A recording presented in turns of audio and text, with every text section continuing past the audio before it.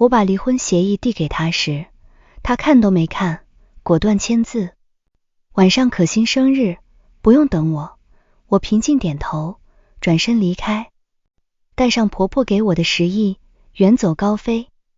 离婚协议书递到傅盛洲面前时，他的目光正紧紧盯着手机屏幕，唇角挂着一抹我3年未见的温柔。签字吧，傅盛洲，我平静地开口，声音里没有一丝起伏。他甚至连头都没抬，骨节分明的手指捏起签字笔，在落款处龙飞凤舞地签下了名字，沙沙的纸张摩擦声在寂静的客厅里显得格外刺耳。晚上可心生日，不用等我。他合上手机，抓起车钥匙，长身而起，语气里满是不耐与冷漠，仿佛多跟我说一个字都是对他的恩赐。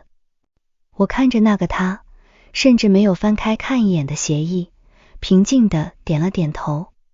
好，傅盛洲的脚步顿了一下，似乎有些意外。我今天没有像往常那样温顺地迎上去，帮他整理领带，或者卑微地求他留下来，但他终究一句话没说，推开门，决绝地走入了外面的夜色中。大门关上的那一刻，我长长地舒了一口气。3年的婚姻像一场密不透风的茧，将我层层包裹。我体贴他的位极，照顾他的起居，甚至为了他的事业放下了自己名校毕业的身段，甘愿做一个豪门金丝雀。可换来的却是他在苏可心回国后毫不掩饰的偏爱与冷落。苏可心发烧，他丢下胃出血住院的我，贴身照顾他整夜。苏可心想要高定礼服，他动用全部人脉抢购，却忘了那天是我们的结婚纪念日。我曾以为人心是能捂热的，直到今天下午，我看到苏可心发在社交平台上的照片。照片里，傅盛洲正温柔地低头，为他戴上一枚巨大的粉钻戒指，配文是兜兜转转，终究是你。那一刻，我没有哭，没有闹，只是觉得无比讽刺。我收起桌上的离婚协议书，转身上了2楼。房间里属于我的东西其实并不多，我只收拾了一个小小的行李箱。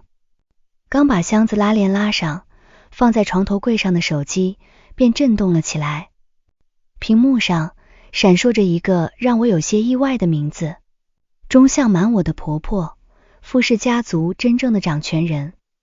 我按下了接听键，电话那头传来婆婆一如既往沉稳而优雅的声音：青衣，今晚程洲是不是又去陪那个女人了？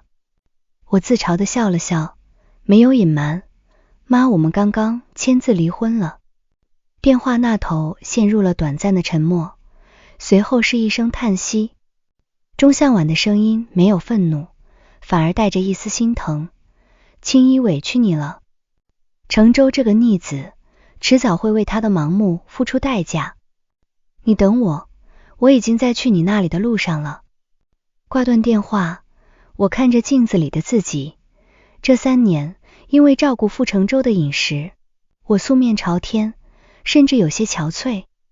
但现在，我的眼神里没有了哀怨，只剩下解脱后的清明。傅盛洲以为我离不开他，以为沈家破产后，我只能依附于他。可他忘了，在成为傅太太之前，我是当年江城最年轻的金融系天才。引擎的声音在院子里响起，婆婆钟向晚推门走了进来。她身着剪裁得体的深色旗袍，气质高贵，眼神里带着长者的锐利与慈爱。她看了一眼我身旁的行李箱，没有劝阻，只是从大牌包里掏出了一张黑色的特制银行卡，缓缓推到我面前。钟向晚将那张黑色的银行卡按在桌面上，指尖带着不容拒绝的力道。这里面是10个亿。钟向晚看着我，眼里闪过一丝不加掩饰的赞赏。青衣傅家亏待了你，成州那个瞎了眼的，更不配得到你的好。这笔钱是我这个做母亲的给你的补偿，也是我对你的投资。我看着那张卡，没有像寻常人那样推脱，反而平静地伸手接了过来。在豪门生活了3年，我深知钟向晚的性子，他是个绝对理智的商人。如果我故作高尚的拒绝，反而会让他觉得我虚伪。更何况沈家当年破产，傅盛洲虽然名义上注资，却在暗中蚕食了沈家最后的底牌。这10个亿是我该得的。谢谢抹布，谢谢钟总。我改口改得极其顺畅。钟向晚微微一愣，随即失笑，眼中满是欣慰。好，不愧是我看中的人。程州总以为苏可欣那种依附于男人的菟丝花才是真爱，却不知道傅氏能有今天的稳固，你暗中帮他做的那些项目，风险评估才是关键。既然他自戳双目，那傅氏未来的动荡就由他自己去承担吧。原来我私底下熬夜为傅程州修改的那些企划案，规避的那些金融陷阱，钟向晚全都看在眼里。可笑的是，那个与我同床共枕的丈夫却只觉得那是秘书处的功劳，认为我只是个在家只知道养花做饭的闲人。青衣离开这里后去哪里？钟向晚问。出国。我将卡收进包里，拉起行李箱。我已经申请了欧洲顶尖商学院的进修名额。3年，我会让自己重新站在顶峰，好有志气。程州那边的离婚手续，我会让傅氏的律师团全权跟进，不会让他有任何机会在财产上恶心你。至于他什么时候发现你不见了，钟向晚冷笑了一声，就看他能在温柔乡里沉溺多久吧。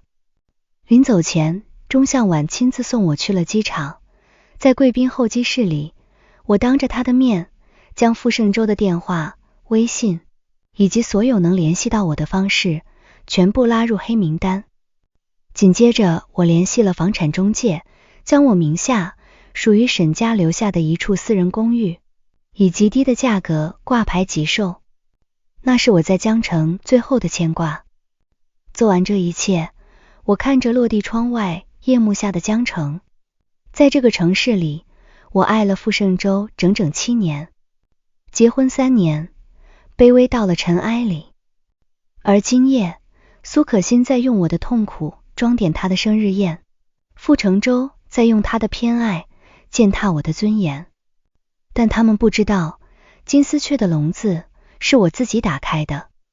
当空姐用温柔的声音播报登机提示时，我关闭了手机，将那张用了多年的电话卡拔了出来，毫不犹豫地扔进了垃圾桶。傅盛洲再也不见。清晨的微光破开云层时，我已经坐在了飞往大洋彼岸的头等舱内。而在国内，我委托的专业资产托管团队正在以雷霆手段清空我在江城的所有痕迹。那套价值数千万的江景公寓，在挂牌2小时后便被全款买家拿下。中介的办事效率极高，不仅帮我处理了房产，连同我婚前购买的几辆跑车，名下剩余的散碎股票全部在半天之内变现。所有的资金化作一道道数字流，隐秘地汇入了钟向晚给我的那张特殊账户里。属于沈青衣的过去正在被一笔一笔地抹除。我联络了大学时期的导师，通过他的关系提前联系好了欧洲那边的高端资产管理机构。钟向晚给我的10个亿，加上我变卖资产所得的2个亿，整整12个亿的庞大现金流，在跨国金融机构的运作下，悄无声地注入了几个正在重组的欧洲高定奢侈品牌与新兴科技风投基金中。我不是去逃避的，我是去重铸我的王座。在临断网前的最后一刻，我收到了托管团队负责人发来的短信：沈小姐，所有手续已办妥，您在江城名下的动产与不动产已全部清零，相关款项已全部到账。富士集团那边有助理试图查询，您的名下资产已被我们按规矩挡回。看到这条消息，我无声地笑了。傅成洲的助理开始查我了，看来他终于回到了那个被他视作理所当然的家里。我想象得出傅成洲此时的模样，他大概是宿醉醒来，习惯性地捏着眉心走下楼，冷着脸叫我的名字，想要一杯温热的醒酒汤。或者他是在发现衣帽间里少了一只行李箱后，眉头紧锁地给助理打电话，语气冰冷地斥责我，又在玩什么欲擒故纵的把戏。他习惯了我的妥协与顺从，甚至把我的退让当成了拿捏我的筹码。在他眼里，沈家破产后，我除了依附他，别无去处。所以他签离婚协议时能那般果断，因为他笃定我不出3天就会哭着回去求他。可他永远不会知道，真正想离开的人，关门声最小。飞机穿过厚重的云层，刺眼的阳光洒在我的指尖上。那枚陪伴了我3年的结婚戒指早就被我摘下来，连同那份签了字的离婚协议书一并整齐地摆在客厅的玄关柜上。再见了，那个为了傅成洲委曲求全的沈清一。从现在起，我的名字只代表我自己，以及即将被我握在手中的100亿商业帝国。与此同时的江城傅家老宅别墅内，傅成洲捏着发痛的眉心走下楼。宿醉后的头疼让他语气极差，沈清一倒杯蜂蜜水过来，客厅里静悄悄地回应他的，只有空气中残存的冷清。傅成洲眉头一皱，平时的这个时候，沈清一早就准备好了室温的解酒汤，温顺地递到他手边。他沉着脸走到厨房台面上，干净的连一丝水渍都没有。一种莫名其妙的烦躁陡然升起，他转身走向玄关，正准备出门，目光却猝然定在了玄关柜上。那里静静地躺着一枚素圈婚戒，以及一份翻开的离婚协议书，上面属于他的签名龙飞凤舞，而沈清一的名字已经端正地签在旁边。傅成洲盯着那枚戒指，唇角扯出一抹冷笑。昨天他走得急，根本没看那叠纸，以为他又是用离婚来闹脾气，欲擒故纵。他冷哼一声，拿出手机拨通了我的电话。对不起，您拨打的电话是空号。机械的女声让傅成洲的脸色瞬间阴沉下来。他又点开微信，发送了一条消息，然而一个红色的感叹号冰冷地弹了出来，他被拉黑了，甚至连电话卡都被注销了。傅成洲的胸口莫名有些发紧，他立刻给特助陈秘书打去电话，查一下沈清一现在在哪里，顺便查一下他名下的账户。半小时后，陈秘书连滚带爬的赶到总裁办公室，脸色惨白，傅总出事了。沈小姐名下的那套江景公寓在今天早晨已经完成了全款过户，她名下的车子、股票全部在几个小时内被打包变现，资金去向被高级金融机构加密，根本查不到。傅成洲猛地站起身，带倒了身后的办公椅。你说什么？他把资产全卖了？是不仅如此，沈小姐在江城所有的户籍学籍档案都在今天清晨被彻底锁死提档，她就像是在这个城市人间蒸发了一样。傅成洲死死捏着手机，手指指节因用力而发白。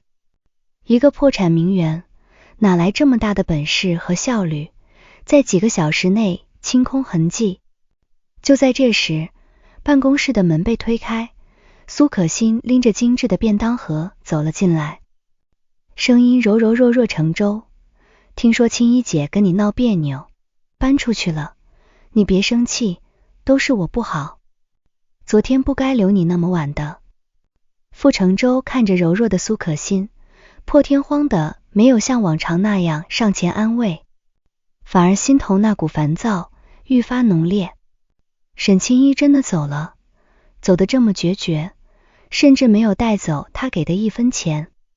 3年后，江城洲际酒店，一场代表着国内顶尖时尚资源的顶级晚宴正在举行。我站在2楼的贵宾休息室里，轻轻摇晃着手里的红酒杯，居高临下的俯瞰着宴会厅里推杯换盏的红男绿女。如今的我是欧洲最大高端服装高定集团的首席执行官兼最大个人股东。3年前，中向晚给我的那笔巨款，在欧洲金融市场几经翻倍，我的身家早已突破100亿。这次高调回国，是为了收购国内几家濒临破产的纺织龙头，完成全产业链的闭环。沈总楼下，富士集团的人已经到了，秘书端正的站在我身后，低声汇报。高傅成舟今晚带了苏可欣出席，看样子是想拿我们集团在亚太地区的独家代理权，借此稳固他快要跌落的股市。我挑了挑眉，抿了一口红酒，下去会会他们。当我踩着大牌的镶钻高跟鞋，一身纯黑真丝露背礼服裙，出现在宴会厅正中央的旋转楼梯上时，原本嘈杂的会场瞬间安静了下来。无数道镁光灯和惊艳的目光齐刷刷地打在我身上。经历了3年的山海沉浮，我褪去了当年的温婉与隐忍，浑身上下散发着属于上位者的清冷与凌厉。那是谁好强大的气场，你不知道吗？那是刚从欧洲回来的神秘女富豪，据说身家过100亿，连中向晚钟总都要给她几分薄面。在人群的窃窃私语中，我精准地捕捉到了角落里的那道目光。傅成舟站在人群中，手里捏着的酒杯僵在半空，那双向来冷漠傲慢的眼眸此刻剧烈震颤。他死死地盯着我，原本深邃的瞳孔里写满了难以置信与震惊。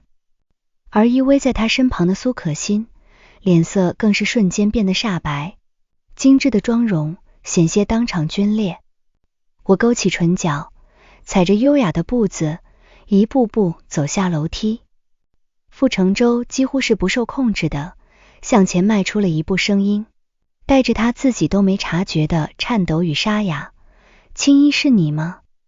我停下脚步，疏离而客套地打量着他，就像在看一个初次见面的陌生合作方。傅总好久不见。我微微颔首，声音冷静的没有一丝波澜。傅成舟看着我这副高不可攀的模样，喉结剧烈上下翻滚。他试图伸出手拉我的手腕，却被我身后的高大保镖眼疾手快的侧身挡住。青衣，这3年你去了哪里？你知不知道我找了你多久？傅成舟逼近一步，眼眶竟有些发红，语气里带着一丝偏执的质问。傅总说笑了。我接过秘书递来的签字笔，在今晚的主办方名册上落款，连一个多余的眼神都没施舍给他。我回国是来谈100亿收购案的，如果是公事，请让你的秘书按规矩预约。傅盛舟的身躯狠狠一震，我的冷漠像是一把利刃，毫无预兆的扎进了他的骄傲里。预约，他咬着牙死死盯着我，眼底的红血丝分外明显。沈青衣，我是你丈夫，你让我预约？傅总记性不太好。我勾唇冷笑，从秘书递过来的公文包里抽出一份复印件，当着周遭无数名流的面，轻飘飘的拍在身旁的红酒桌上。3年前，你签这份离婚协议的时候很果断，现在的我和你没有任何法律关系。白底黑字的离婚协议书5个大字，在璀璨的华灯下格外刺眼，围观的宾客顿时爆发出一阵压抑的惊呼。3年前，沈家破产，沈清一无声的消失，外界都传他是受不了打击躲起来了。谁能想到他竟然是和傅成舟离了婚，如今摇身一变成了100亿财阀妇。成舟看着那份协议，脸色由青转白。当年他以为我只是闹脾气，甚至以为我把资产变现是为了躲起来逼他妥协，直到这一刻他才明白我是真的不要他了。成舟一旁的苏可欣终于忍不住了，她挤出几滴眼泪，扯着傅成舟的西装衣角，声音娇柔的让人骨头发酥。青衣姐，就算你和成舟有误会，也不该在这么重要的场合让他难堪啊。成舟这3年为了找你吃了很多苦。这位小姐，你以什么身份在这里指点我？我冷冷地打断她，目光如刀锋般刮过她身上的那套礼服。如果我没看错，你身上这套衣服是我们集团去年夏季发布的未公开废案，偷盗高定样衣在国际上是要坐牢的。苏小姐，你的代理人没教过你规矩吗？苏可欣的脸色瞬间惨白，周围的名媛太太们立刻向她投去鄙夷的目光。豪门圈子最看重版权与门面，穿着山寨或偷盗款出席这种档次的晚宴，简直是把脸丢尽了。我没有，成舟你帮帮我。苏可欣慌乱地拉着傅成舟，眼泪断了线似的往下掉。然而傅成舟却破天荒的没有看他一眼，他的目光始终焦灼在我的身上，带着一种近乎病态的执念与悔恨。青衣，当年是我不对，我们单独聊聊好不好？傅成舟的语气终于软了下来，带着一丝近乎卑微的恳求。不好意思，傅总，我抬起手腕，看了看腕表上的时间，我的时间很贵，今晚我是来见今晚真正的贵宾的。话音刚落，宴会厅正门口传来一阵骚动，众人自动让开一条通道中，向晚在助理的簇拥下，一身墨绿色苏绣旗袍，气场全开的走了进来。傅成舟眼睛一亮，仿佛找到了救兵。妈，青衣回来了，你帮我劝劝他。可钟向晚连看都没看他一眼，径直越过他，在我面前站定。随后在全场震惊的目光中，这位江城商界的铁娘子温柔地执起我的手，露出了今晚最真心的笑容。青衣，欢迎回来，这3年做得很漂亮。钟向晚的出现彻底粉碎了傅盛舟和苏可欣最后的体面。妈，您和青衣早就见过。傅盛舟的声音沙哑的厉害，眼底满是不可置信。钟向晚转过身，凌厉的目光落在傅盛舟身上，冷哼了一声。3年前，要不是青衣帮你规避了2次大单重组的对冲风险，你以为傅氏能有今天的风光？你倒好，为了个上不得台面的东西，把明珠当榆木。这番话在人群里激起了千层浪。傅盛舟一向以商业奇才自居，谁能想到他当年最得意的几个大项目，背后掌舵的居然是他一直冷落的妻子。苏可欣在一旁急得咬碎了银牙，她不能容忍自己谋划了这么久的豪门太太梦当场破灭。她强撑着走上前，试图挽回局势。钟阿姨，您就算偏心青衣姐，也不能这么污蔑成舟啊。而且我身上这套衣服明明是高定，怎么会是废案？闭嘴！钟向晚看都懒得看他一眼，语气里满是厌恶。我还没跟你算账。青衣，你刚才说他身上这套衣服是偷盗的废案，是怎么回事？我优雅地抿了一口红酒，朝身后的法务团队招了招手。苏小姐，你3个月前接触过我们集团旗下的一个华人设计师，通过不正当的商业手段拿到了这份在去年就被我们裁撤并封存的设计初稿。你不仅私自打样穿着，还以自己的名义在国内注册了版权。法务经理立刻上前，将一沓盖着欧洲版权局公章的文件和调查报告递到了傅盛洲面前。副总苏小姐的行为已经构成了严重的跨国商业间谍罪和侵犯知识产权罪。我们集团已经正式向江城法院提起诉讼，并且拒绝对傅氏集团进行任何形式的注资与合作。傅盛洲看着手里的报告，上面的证据链严丝合缝，甚至连苏可欣给那个设计师转账的银行流水都清清楚楚。他猛地转过头，死死盯着苏可欣，额头上青筋暴起。苏可欣，这就是你跟我说的你独立设计的作品。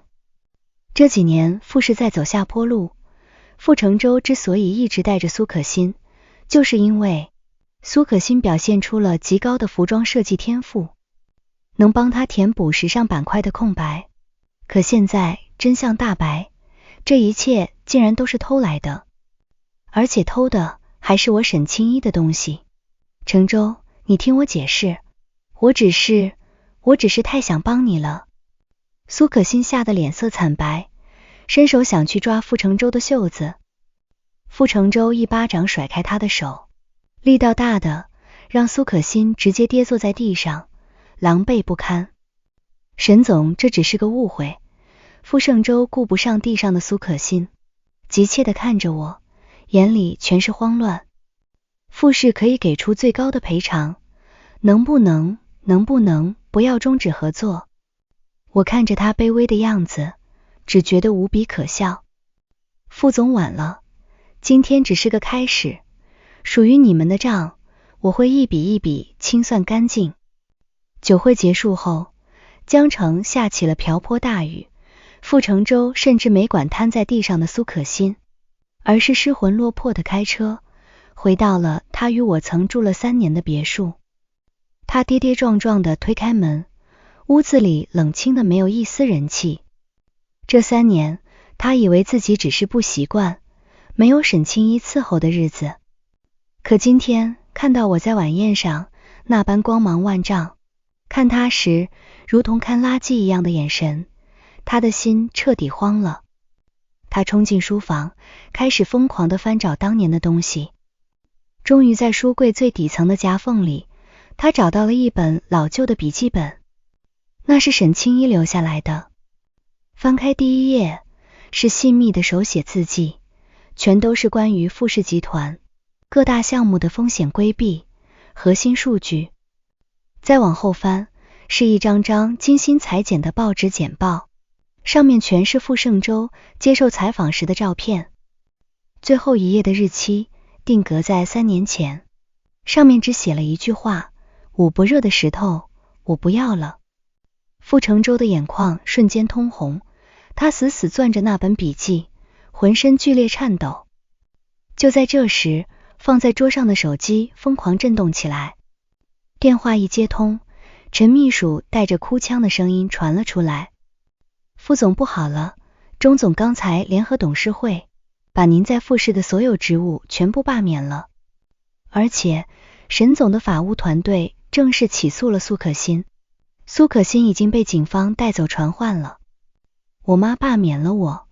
傅盛洲声音嘶哑，是钟总说傅氏不需要一个任人唯亲，连枕边人都在算计公司的蠢货。还有沈总的投资集团已经把我们正在竞标的那个100亿仿制项目全盘收购了，傅氏彻底出局了。傅盛洲无力地垂下手，手机滑落掉在地上，摔得屏幕粉碎。直到这一刻，迟到了3年的真相才像一道惊雷，狠狠劈碎了他所有的骄傲。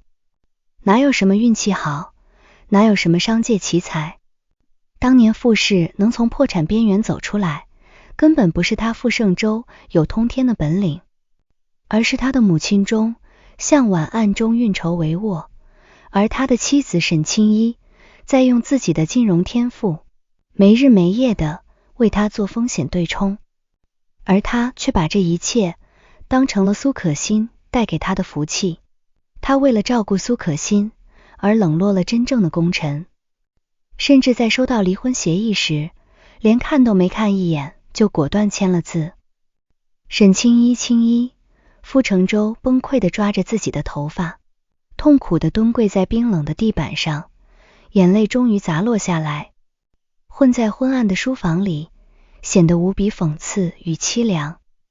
他把世界上最爱他的女人，也是最能帮他的女人，亲手推入了深渊，不是推向了更璀璨的王座，而他自己则跌入了万劫不复的深渊。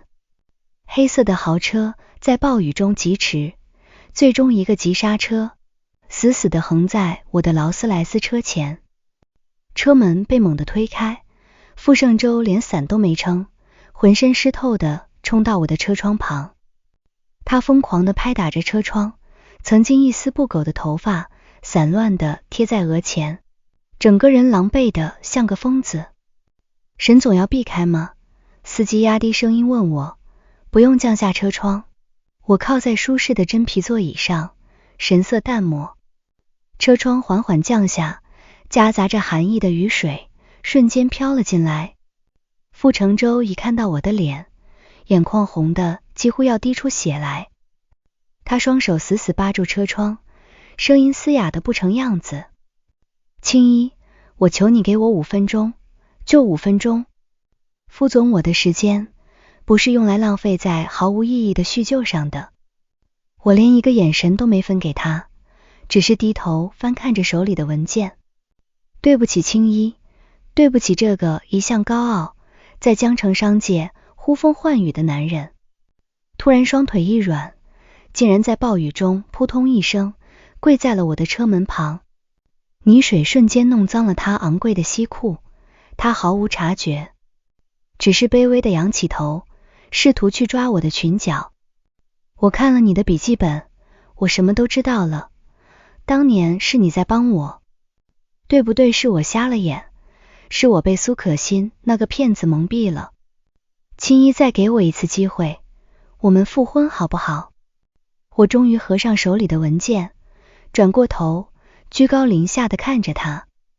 傅成舟，你觉得你现在有什么资格跟我谈复婚？我扯了扯嘴角，笑意却不达眼底。论资产，你刚刚被钟总罢免，手里那点富士散股连我的1%都不到。论感情，3年前你签字奔赴苏可欣生日宴的时候，我们的感情就已经死在那个客厅里了。不是的，我当时以为你只是跟我闹脾气，我不知道你会走得那么绝负。成舟在暴雨中痛哭流涕，试图拉住我的手。如果我知道我离不开你，我绝对不会签那个字。你不能这么狠心，把我一个人留在地狱里。狠心，我冷笑了一声，身体微微前倾，一字一顿地戳破他最后的幻想。当年苏可欣发高烧，你把我一个人扔在医院里，胃出血到休克的时候，你怎么不觉得自己狠心？你把沈家的产业暗中蚕食，让我无家可归的时候，你怎么不觉得自己狠心？傅盛舟的脸色瞬间惨白如纸，张着嘴却一个字也吐不出来。你现在之所以跪在这里，不是因为你有多爱我。我收回目光，语气恢复了最初的冷清与疏离，而是因为你发现，没有我，你什么都不是。你跪的不是我，是你那已经破灭的野心和失败的人生。升起车窗，开车，我冷冷地下达指令。车窗在傅成舟绝望的注视下缓缓合上，将他的哭喊声彻底隔绝。在暴雨之中，车轮碾过泥水，绝尘而去，没有一丝留恋。3个月后，江城的天空彻底放晴，苏可欣的案子在最高法院开庭宣判。证据确凿之下，他因跨国商业间谍罪及侵犯巨额知识产权罪，被依法判处有期徒刑7年，当庭收监。庭审结束那天，他甚至没能见上傅盛洲一面，哭喊着被法警拖了下去。而傅氏集团也迎来了他最终的结局，失去了我的风险对冲评估，又因苏可欣的丑闻遭遇股民疯狂抛售，傅氏的资金链彻底断裂。钟向晚在最后关头做出了最理智的决定，他配合我的投资集团完成了对傅氏的全面反向收购。傅氏集团正式更名为青衣资本。签完最后一笔资产转让协议后，我在集团总部的顶层办公室里再次见到了傅成洲。此时的他早已没有了当年的意气风发，身上穿着一件洗得发白的旧衬衫，整个人形销骨立，眼里死气沉沉。他手里捏着那份股权清偿书，声音沙哑的像是在砂石上磨过。青衣，我应得的惩罚我都认了，我只是想问你最后一句，当年你走得那么干净，我妈是不是帮了你？